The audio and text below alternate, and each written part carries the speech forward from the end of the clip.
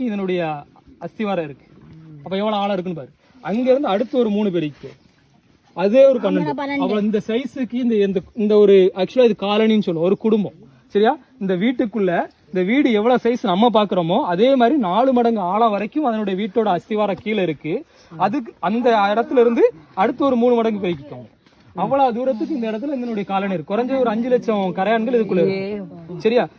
இந்த கலை மழை காலம் வரும்போது என்ன ஆகும் அப்படின்னா, இந்த ஈசல் மாதிரி வருதா, ஈசலுக்கு ஒரு நாள் உயிர்னு சொல்றோம்ல, அது ஈசல் கிடையாது. ஆக்சுவலா கரையான் தான் தக்க முளைச்சு அது வாலிப வயசு வந்ததுக்கு அப்புறம் என்ன ஆகும்னா, மழை காலத்துல உள்ள என் கூட்டுக்குள்ள என் வீட்டுக்குள்ள இடம் இல்லைன்னு முடிவானதுக்கு அப்புறம் என்ன செய்யும், அடுத்த சந்தைகளுக்கு இடம் விட்டுட்டு அவங்க பறந்து புதிய இடத்துக்கு போவாங்க. போகும்போதுதான் நிறைய உயிர்களுக்கு அது உணவாகவும் மாறுது.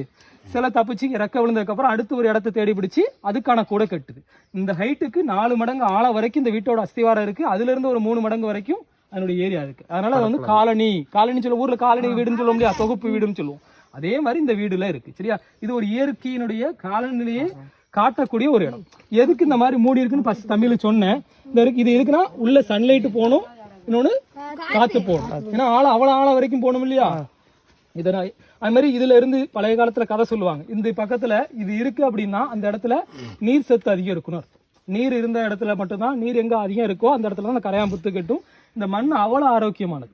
சரி, அதை வெட்டி எடுக்க கூடாது. ஆக்சுவலா இது ஒரு குடும்பத்தோட ஒரு கூடு, அதனால அதை உடைக்க கூடாது. மருத்துவத்துக்கு பயன்படுத்த பழைய ட்ரெடிஷனலா பயன்படுத்தினாங்க. இப்ப யாருக்கும் அந்த இருக்க தம்பி பாத்துட்டான், நான் போய் சொல்லல. சரியா? சோ அந்த ஈசலுடைய ஒரு ரெக்கை. சரியா? நாங்க மழை காலத்துல நிறைய வீடியோஸ் எடுத்திருக்கோம். மழை பெய்யும் போது அப்படியே புத்துல இருந்து வெளியே வரும், அவ்வளவு அழகா பறந்து வரும்.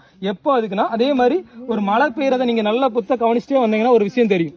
அந்த வருஷம் மழை பெய்ய போகுது, அதிகம் மழை பெய்ய போகுதுன்னா அதனுடைய வாய் என்ன செஞ்சிடும், மூடிடும். இந்த இருக்கு இல்லையா, இந்த மூடி வச்சிருக்கா வெளியே தெரியாம, இந்த மேல ஓப்பன் இல்லாம இப்படி மூடி வச்சுட்டா, தொப்பி மாதிரி மூடி வச்சுட்டா, அப்ப மழை அதிகம் வரப்போகுது, கூட்டுக்குள்ள அல்லது இந்த குழிக்குள்ள தண்ணி அதிகம் போகக்கூடாதுக்கா மாறும். அது மாதிரி சில இடத்துல சில டைம் பாத்தீங்கன்னா நல்லா மூடிடும். அந்த பாதை வந்து ரொம்ப சிறுசு நேரத்துக்கு இருவாச்சி பிறகு சொன்னோம் இல்லையா, அதே மாதிரி ரொம்ப மூடிடும். மூடிட்டுனா என்ன அர்த்தம்னா அந்த வருஷம் மழை அதிகம் வரப்போகுதுன்னு அர்த்தம். இதே மாதிரி தூக்கணாங்குருவி கூடு பாத்தீங்கன்னா வடகிழக்கு பருவமழையில தெற்க பார்த்து